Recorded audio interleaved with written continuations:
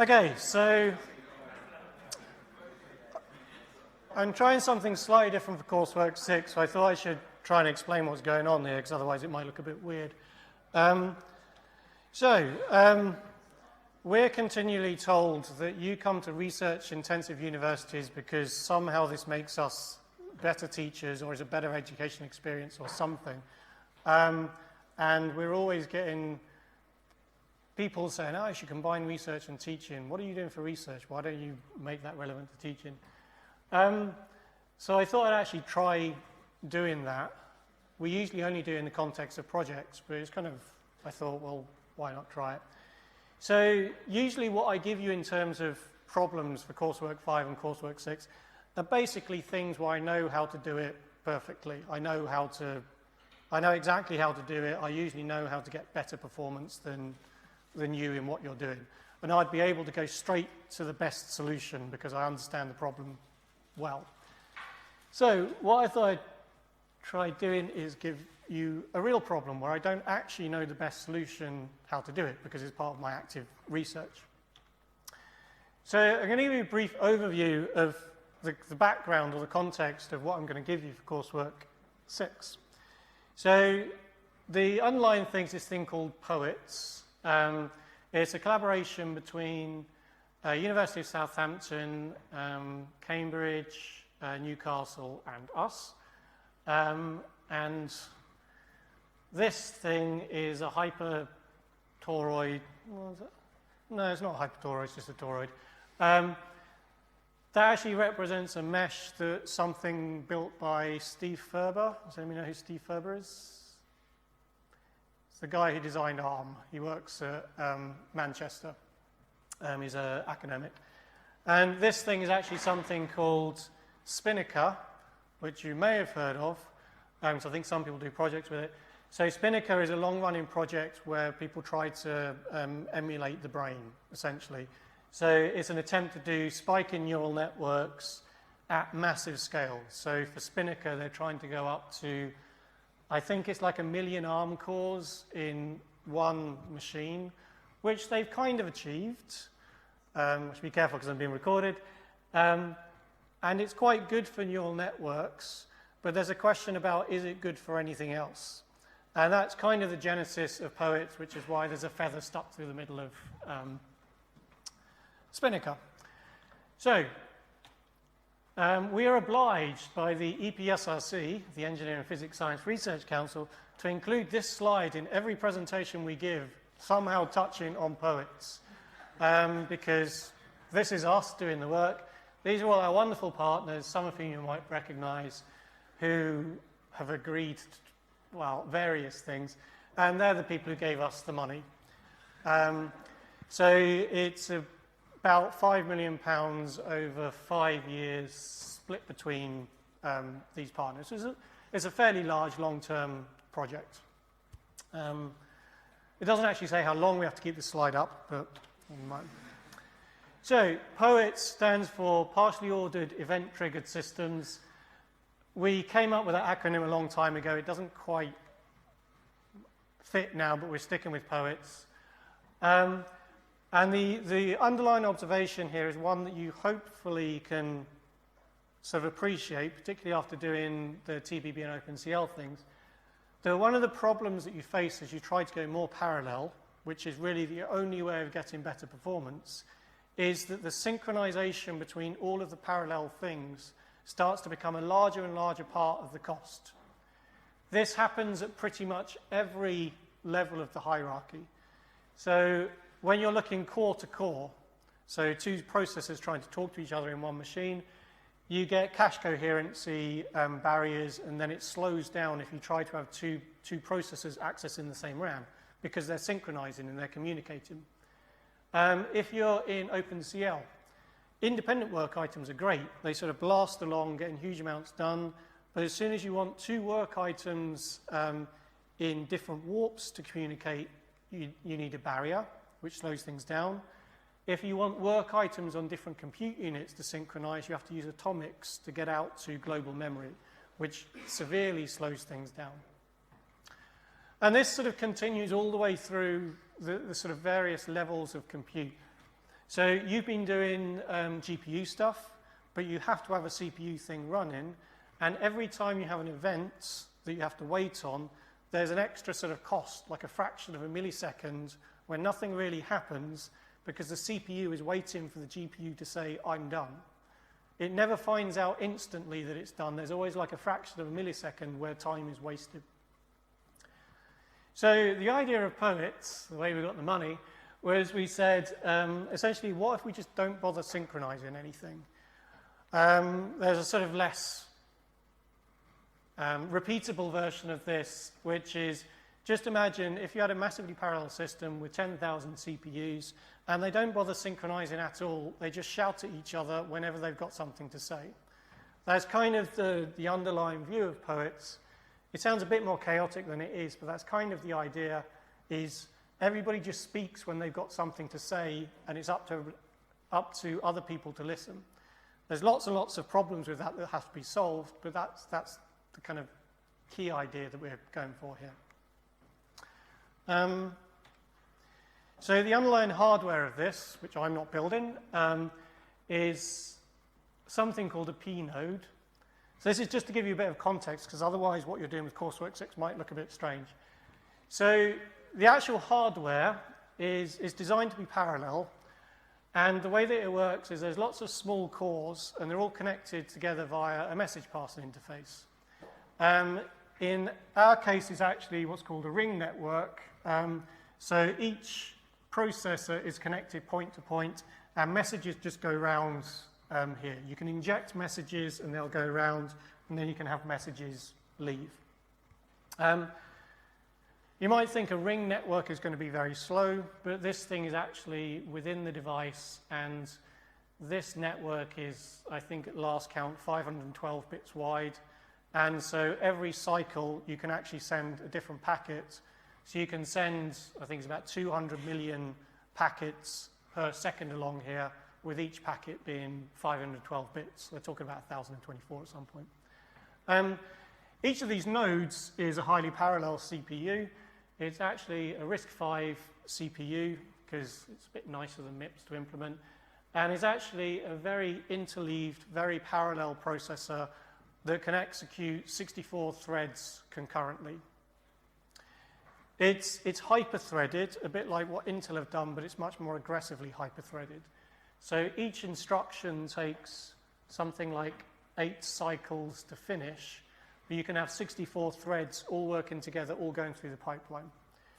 So this is a P node. This is sort of a cluster of a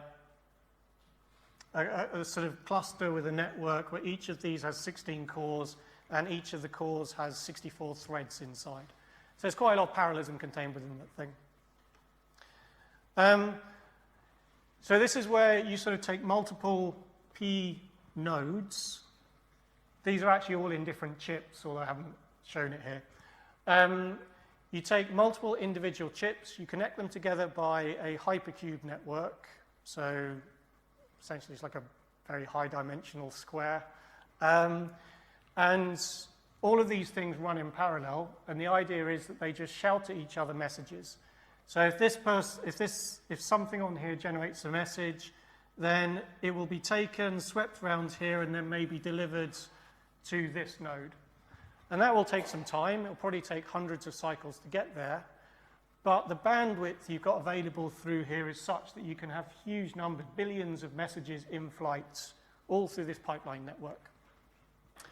And within this kind of fabric, there's kind of like a bypass, a bit like a motorway with huge numbers of cars going past. You can actually detour off the sort of high bandwidth thing, and you can take a message and then you deliver it into what are called device handlers.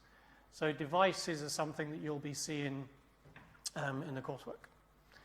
So this is kind of the hardware view of things. And then the bit that runs inside here is a piece of software that listens for messages.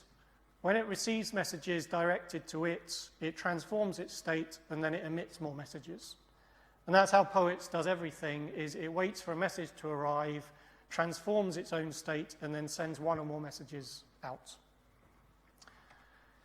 So the difficult thing here, why this is a research project, is you have to take your application, whatever it is you're trying to solve, and then split it into thousands of these devices. So in coursework 3, I think it was, I gave you that heat world thing.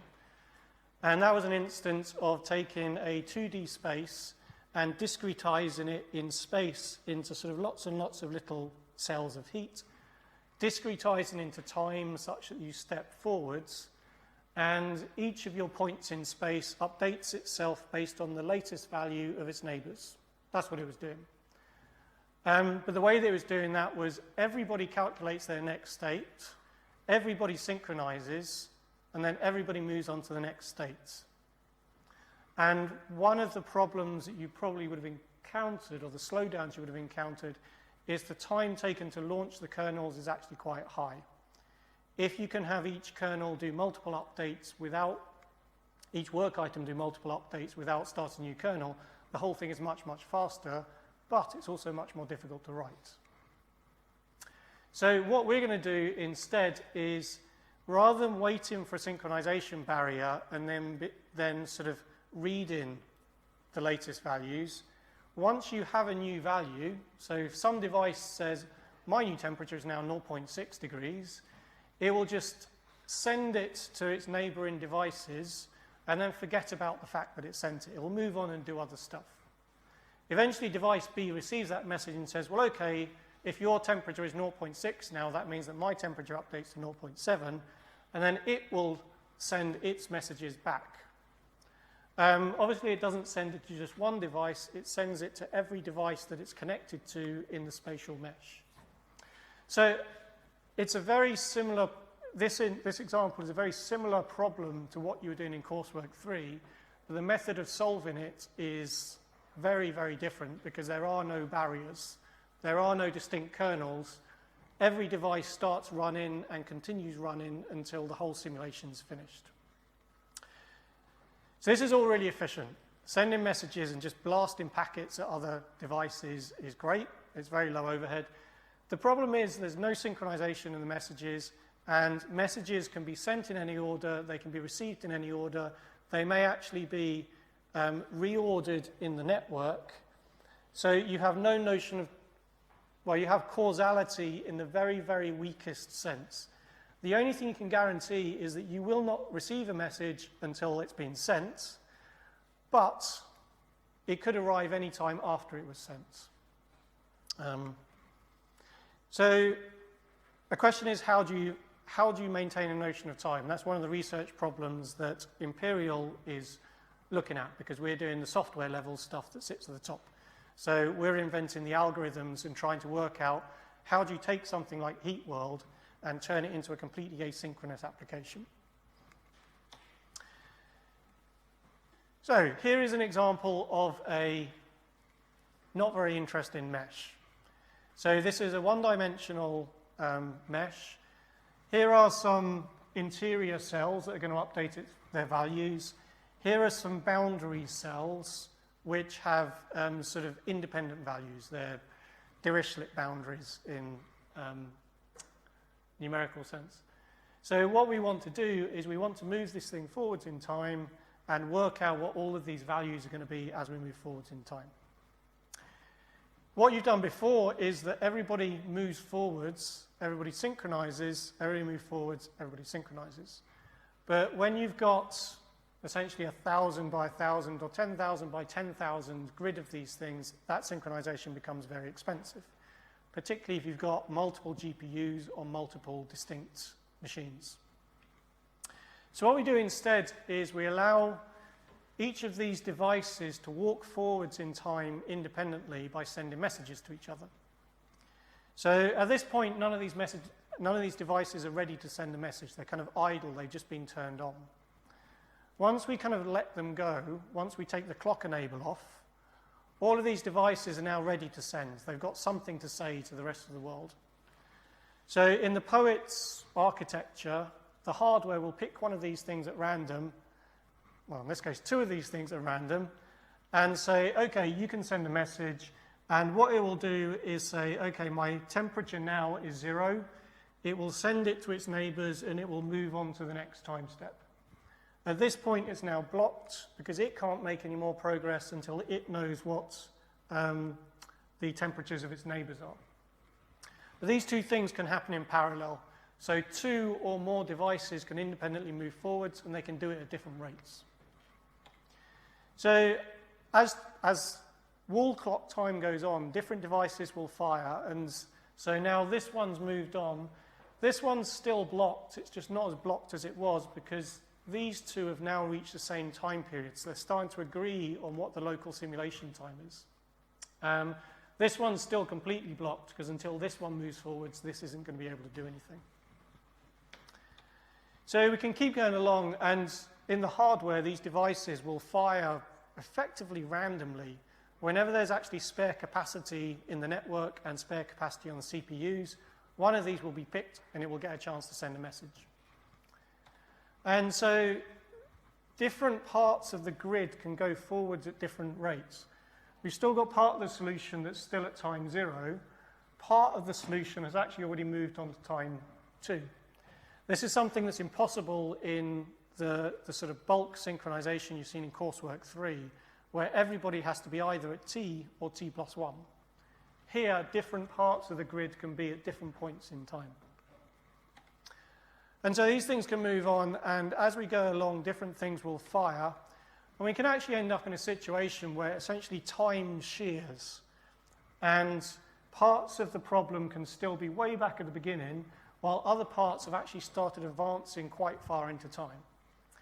But locally, the boundaries are actually being maintained. The difference between these is always at most 1, even if globally the difference can actually get quite big. And eventually, things will fill in, and things will catch up, and what we'll end up with is the sort of trail of different time slices of the solution. So this is what happens in 1D, which is sort of less interesting.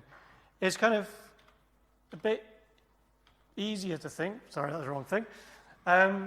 Where it gets much more interesting is 2D, and particularly 2D irregular meshes. Okay, what I gave you before was a Cartesian mesh, which is by far the simplest thing, where the x and the y dimensions are just discretized equally. Nobody actually really uses those for big problems because the world is not smooth. The world has edges. Like if I were to do a fluid dynamics simulation of this room, I would probably try and model the boundaries of the table, the ceiling, all of these things as hard boundaries. The middle here, I probably wouldn't care very much about the resolution of this volume, except for the fact I'm moving it with my hands, because this could be very coarsely discretized, whereas things close to complex boundaries, you actually want to refine the grid and make it much closer. So real meshes tend to have some areas where the discretization is coarse, and some areas where the discretization is finer. And you make it finer closer to the points where something interesting is happening. So if you've ever looked at fluid dynamics simulations, where there's turbulent flow, so where it's shedding vortexes, you'll actually massively refine the mesh there. So you've probably seen like people doing wind tunnel tests of like wings of airplanes, and you see the smoke going over, and it's very laminar, and then it starts doing turbulence. Those would be the areas where you'd refine the mesh, and that's where most of the compute would be happening. Where it's smooth laminar flow, you have massive cells and coarse grids. So, but the 2D thing can actually work in pretty much the same way. So we start everything off at time 0, take the clock enable off, so everybody's ready to send, and then the different points in the mesh start firing independently. So again, I could pick 2 of these spatially distributed things and they fire, and then you get a little cluster of space that's moved on to the next time step. Those are now both blocked because they're locally ahead of the wavefront, but as time goes on, they can sort of start to join up in a little isolated 2D pool of things that are currently at time 1. And you can also have other disconnected parts of the solution that start to move forwards as well. And again, time goes on, and there's no particular requirements on what order these things fire in. The Poets hardware can be completely biased, and it could always start here and then sort of try to fire in this direction. I hope it doesn't, but if it did, that would be a valid way of moving forwards. So again, this is an advance of this, but the difference between different links is still a maximum time difference of 1. So things keep moving forwards, and again, we have local synchronization, but globally it's asynchronous. There's some relationship with Gall's logic, if you've ever come across globally asynchronous, locally synchronous digital logic. It's not something that's really covered in undergraduate courses. And so you can sort of keep going through, and the solution will evolve in a semi-random way, but the numerical solution that you get will actually be deterministically the same, regardless of which order you do all these things in.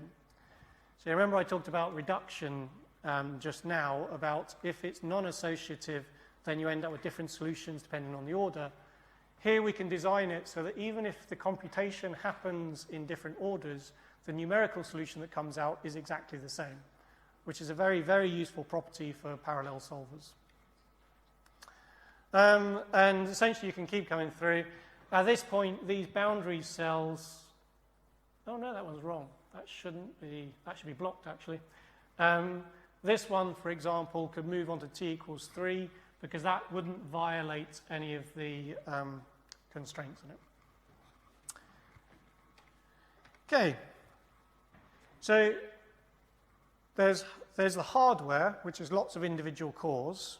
Then there's the application, which is the devices which sit on top. Will I go through this? Yeah, I'll go through it quickly. So to give some kind of insight into what I'm getting you to model, so you have this hyper-threaded RISC core. It has a network FIFO coming in, a network FIFO coming out, and slots for different application devices within that processor. So if I take one of those graphs, so this could be a very, very simple heat mesh, what we have to do is take this application graph, this problem graph, and map it onto the physical Poets topology, the actual processors and the networks and all of these things. So a piece of software, which I don't have to write, takes these individual things and will say, okay, this logical heat node is going to go on this device, on this chip, in this context. And now you have a map in between the state and the properties of this cell of the application and the location where it lives in actual hardware. And we can go through, and in this case, we have 4 slots that we can use in the hardware, which means we can take 4 of these problem nodes and map them into that one processor. Anything else, these and these, they're going to have to be mapped to different cores somewhere else, possibly not even in the same chip. So at this point, we've got the properties of each of these things set up, which is things like what's your initial value, what's your relaxation parameter. So these are part of the problem specification. Once we actually start the thing, we then initialize each of these things. So we take the properties of the device and we turn it into the dynamic state of the device. So this contains the evolution of the state of that device as time goes on. So we'll deliver an initialization message to each of these devices. Some of them will start up ready to send, like they have something to say. Some of them will start up and they have nothing to say. They don't currently have enough information in order to actually send a message. So once we've completed initialization, we've got 4 application device nodes. Each of those has a state. 2 of them want to send messages, and 2 of them are just kind of idle. They've got nothing to do. So what the hardware will then do is pick different nodes. So in this case, it will say, here is an empty network buffer, which means I can send a message. here is a device that wants to send a message, and it will call the send handler for that application device so that it can take its state, create a message, and then update its state. So, for instance, it can move on to the next time step in the simulation. As part of that, it's going to send messages to each of its neighbors. So there's a kind of fan out of the messages. So we finished doing the send handler there, and we end up with one message here, ready to go out onto the network. This is now blocked because it sent its message, it has nothing to do, and we've got one thing ready to send. At this point, the hardware says, what shall I do next? And what it does is it tries to actually move these messages through because it wants to get messages out on the network. Then it will take the next thing that's ready to send and give it a chance to send a message. And again, it's going to take the state of the device, use it to send, create a message, and then write the state back in. So it's kind of like a state transfer function. And at that point, we've had two devices send in, but now they're all blocked and nobody has anything to do. So at this point, none of these devices can do anything, and we have to wait for something else to happen. We have to wait for the network to actually do something. So something that can happen is a message can come in from the network, and in this case, two messages have come in. So these messages are going to be directed at the devices, the application nodes that sit here. So what that now means is that if a message has been delivered to this particular device node, we can call the receive handler to say, here is new information, take that new information and incorporate it into your states. So that could be updating your view of your neighbors or updating your current temperature. As part of updating that state, it says, aha, I now have enough information that I could send a message. So another message comes in, and we can again take a message that's arriving, call the receive handler, and then update the state. We keep going through, and essentially we call receive and send, and now we've actually flipped such that these two are ready to send that were blocked before. These are blocks that were ready to send before. Essentially, we keep going through, and yeah, I should truncate this a bit. I'm still working on presentation material for this whole project, so you'll see an early preview of what still needs some work. Okay, so that's all fine. That's a reasonable way of actually simulating a mesh. They all send messages at each other. It's all very efficient. They all update their state. The problem is you've now got, I don't know, 100,000 nodes spread throughout 10,000 processors, and the value that you want is embedded in the state of all of those devices spread across all of this hardware. There's no memory map. You can't just reach in, pluck the value out, and get it back so you can display it. So you're actually going to have to get the values out by sending messages from the devices back out to the outside world. It's a bit like in the GPU. You can have all your heat values on the GPU global memory, but from the processor, you can't just reach in, grab it, and display it. You have to transfer the entire thing out of the device and back into software. So we face a sort of more serious version of that. So here is something close to what I'm giving you for the coursework. So this is a hexagonal mesh. It's got boundary conditions. It's got interior working cells, and it's got what we call monitors or probes. So these are the points where we're able to observe the state of the mesh. We can't observe the entire state, because if we try to look at the entire state every time something happens, we would have terabytes per second of data coming back to us. We have to pick where we sample it, and we have to pick how often we sample it.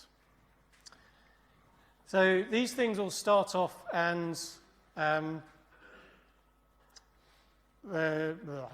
interior cells. And the probes are, the main thing to notice here is there's a lot fewer probes than there are cells, so the bandwidth is going to be a lot lower. So what we have are these things called supervisors. These actually run in real processors, essentially 64-bit ARM cores in the actual hardware. And their job is to watch what the little CPUs are doing, and whenever something happens that they want to take notice of, they grab onto it and they use it to form the sort of final picture, the actual output of this program. So we have to partition all of these nodes between different supervisors because one supervisor can't handle 10,000 CPUs. It doesn't have enough CPU power. So we partition these things up and we say, okay, ARM Core 1, you're going to handle all of these devices. And for some reason, we give them a little chunk of that. We don't really care. We just send messages around. So this CPU is going to manage all of these. And the rest of them we're going to give to the other CPU. So whenever these things try to exfiltrate data, they're going to send it this way. Whenever these ones try to get data out, they're going to send it this way. But the problem is that's only going to give us half a picture from this one and half a picture from this one. So we actually have to join these things up so that I can see my picture of this is what the temperature looks like in the thing that I'm simulating. Eventually, all of this has to come back to one place because I want to look at it and actually get some results out. So what will happen is that, again, we're going to get this time-stepped evolution where different parts of the solution are at different points. So this particular supervisor is going to be looking for these devices. So it's going to build up a picture of just those parts of the solution. So it's going to, in this example, it's got 3 time slices that it's working with. One of them is a time slice that it uses when it's sending data back to the sort of the single merge point, essentially the thing with the graphics card. One of them it's using to collect the next time slice, and it has to have a run-ahead time slice because not all parts of the solution are at the same point in time. The other CPU is going to be collecting all of the things that that one's not collecting, and it's going to be building up its time slices as it goes along as well. So at the time before time, this is ready to start collecting data, this is ready to start collecting data, and all of the nodes are ready to start producing data. So let's say that all of these devices fire in the first kind of round of firings. So that includes a bunch of worker cells, but also a number of probe cells that are going to produce outputs. One of those pieces of data is going to be sent, one of those pieces of data is going to be sent as a message to this CPU.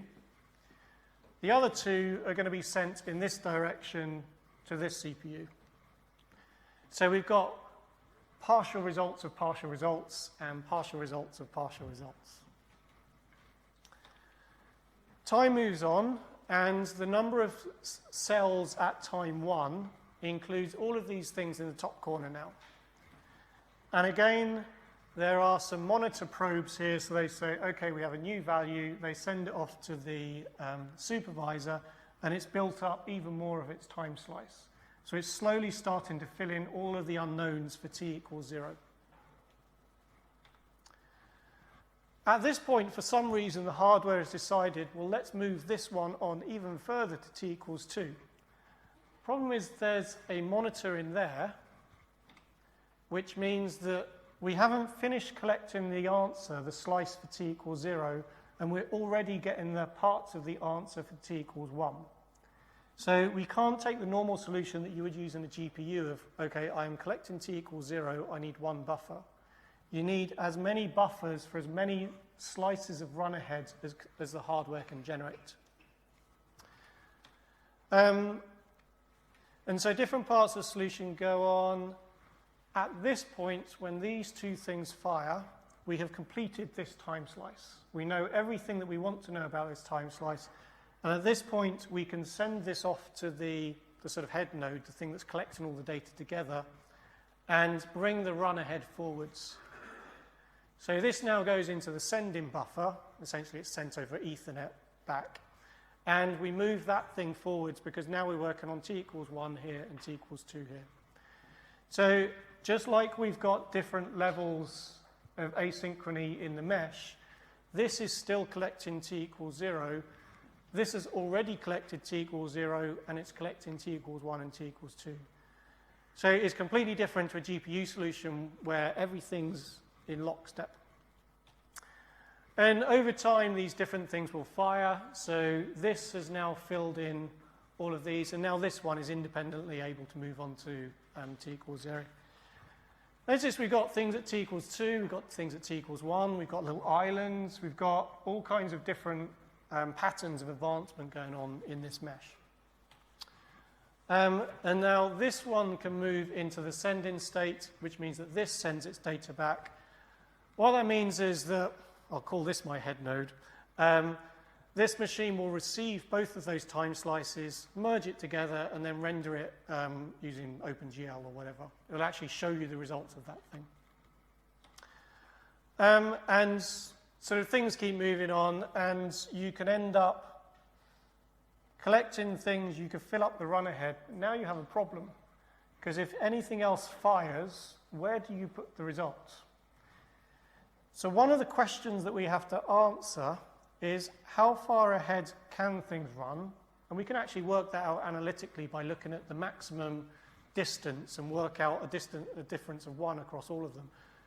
But I need to know not only how far could it run ahead, I want to know how far on average does it run ahead? Because this is something I don't know, and it's going to affect the way that I design my software and the way that I design the hardware.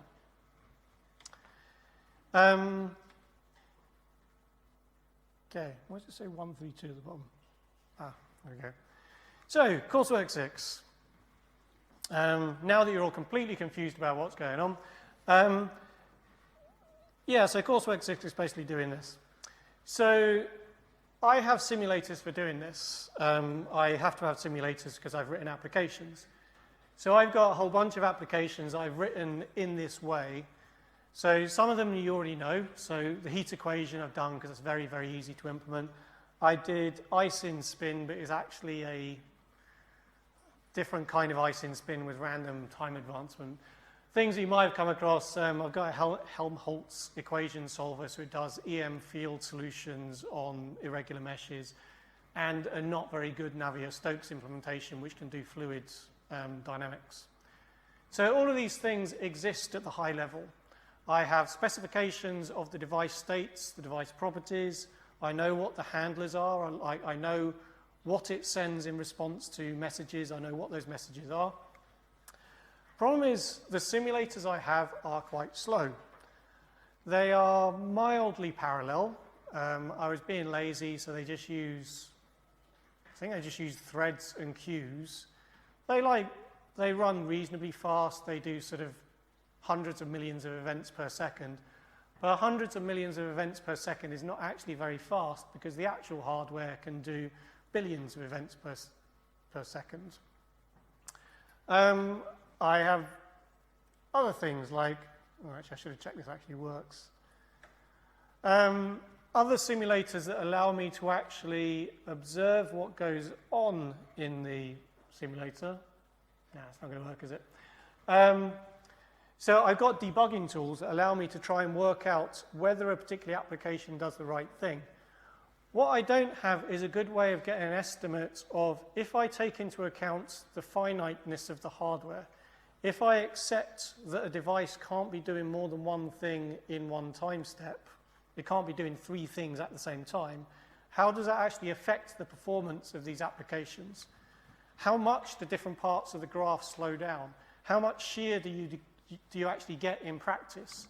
Because I've only looked at this up to about sort of 1,000 by 1,000 nodes because it's too slow to go any further.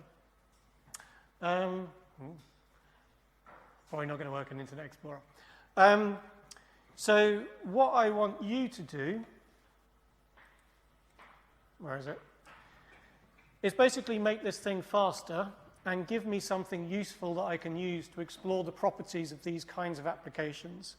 So I am going to give you a simulator. You don't actually have to do the thing from scratch. You may find it a little bit complicated, but that's because it's solving quite a complicated problem. It's not that long. It's sort of the bits that you'd want to look at is about 200 lines of code, something like that. It's not actually that big. But it is a real problem. It's not set up to make it easy for you to solve. I know for sure that there are ways that you can accelerate it using the techniques you've looked at. I'm pretty sure, well, I did actually move it onto a GPU just to check you could. You can actually spatially accelerate it with a GPU. What I don't know is whether that's actually a good way of doing it. So my hope is that if I give you a real problem, well, you're not going to get 100 times speed up. I should tell you now, it's not that kind of problem. But if you're making it 20, 30, 40 times faster, that's extremely useful for me. And it's entirely possible that you'll come up with techniques that I wouldn't have thought of, which is, would be interesting. So the spec gives you more details about things, and there's like a reference implementation, there's input, output, tests, all these kinds of things. But yeah, so it'll be interesting. It might be that you'll just put parallel for loops on it and give up, but, that's a viable outcome. So yeah, I wonder if the thing actually... Oh, no, I don't think it works. Nah, it's completely broken. Do these actually have... Oh, they have Chrome installed. So you can look at this if you want to, but to give you an idea of how fast these kinds of things can go, this is actually done in JavaScript or TypeScript technically, so you wouldn't expect this to be fast. So if I run it, this is it simulating that thing. So you can see what I'm getting you to model is not the actual hardware because it'd be way too complicated. I want you to model the state of the devices and the state of the networks. So the model that I'm going to give you is each edge is essentially one message buffer. If that message buffer is full, you can't send into it. So where we have these red nodes, they're blocked because this edge has something in it. Once this thing actually consumes that thing, it will go green again because it's actually got network capacity. So it's the simplest model that I could think of that you could tractably deal with, and it's just about finite enough that I think you can deal with. So this is not very good. So this is the actual solution that I'm kind of interested in. Is I don't care about the message fire-ins. What I care about is how the state of things changes over time. So I can probably make it go a bit faster, which still at the point where you can just about see individual updates. They're sort of pulsing along. But obviously, if I get a solution this fast, it's not going to be any better than a GPU. Or you can do JavaScript somewhere. So kind of more where I want to go is... So once you actually run these things at full speed, you can actually see the kind of evolution of the thing. So this is using sine wave boundaries to actually inject heat into this thing. The way of viewing this is like a metal plate, and you're heating up the edges of the plate and then seeing the temperature profile going through. So in JavaScript, I can get, well, apparently infinity events per second occasionally, about 4 million events per second. I'm obviously hoping that you can do better than JavaScript, but I don't actually know how far you can go. And I don't really want to do 32. I want to, well, no, I'm not going to break it. But you really want to go higher and higher and higher, and things eventually slow down more and more and more. But that's exactly where I want to go. I want really big spatial dimensions because that's where I'll see the effects that I currently can't model, that I just don't know what happens. Yeah. This is another thing to try and convince the Hpce that we're doing something useful. So, that is kind of it, I think. Where's my... So yeah, that's kind of it for lectures, because I could keep teaching you stuff, but it's kind of pointless once you're on these things. I will be around next Friday if anybody actually wants to do some kind of consultation or something, or we could just go down the pub or something, I don't know. Coursework 6 spec isn't up now. I'm not going to release it right the moment that you submit Coursework 5. I'll actually release it in the morning so that hopefully people go and sleep. I do strongly advise you finish off Coursework 5 now, check it, and then just leave it, because anything that you do now is not that likely to actually increase performance a lot. So I'm still trying to push Coursework 3 and Coursework 4 up. I think I managed to get Coursework 3 to push. And what I'm doing is just going through, if you got 28 out of 28, I'm really not going to do very much. I think the lowest I saw was 21. I'll double check that it wasn't my fault, but it's usually pretty obvious why the thing didn't work. And I'll do the same for Coursework 4. So just to be clear on feedback and marks, the orals happen next term, and over Christmas is when I actually look in detail at Coursework 5 and Coursework 6, actually decide whether you've done a good job or not, in addition to the performance tests. And then when we do the orals, that's when I tend to give much more detailed, this is what I think of your solution. The nice thing, the reason I do these orals, is it's actually quite interesting for you to actually look at your code a month later and try and work out what exactly you were doing. And often people look at their code and they can't quite work out why it does what it does or why it's fast. So that's kind of what I want to see from people. I had a question from somebody about, like, when are the orals? Obviously, there's lots of you. I have to do them one-on-one, so essentially I'll come up with a timetable once I know what my schedule is next term. I just put up a massive Google spreadsheet and say, put your logins in, and then you find times when you can actually attend. It's going to take quite a while to do this given the size of the class, so it's going to be from like the beginning of term probably through to about the middle of term before I get everybody done. They're not something to worry about. They're generally quite entertaining. I enjoy them. Yeah, so that's about it. I'll still be looking at issues and all of these other things. You can still come and talk to me, but in terms of lectures, that's it. Thank you for coming. Yeah? Yeah?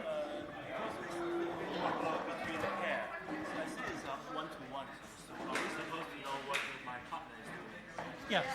So the idea is you should talk to each other and you should understand each other's solutions, but I'll generally ask, which ones did you take the lead on, and I'll ask more about those ones. So yeah, that's taken into account. I'm no longer going to attempt that. I'm just going to put my parallel forward. Okay. I want to understand why it's not working.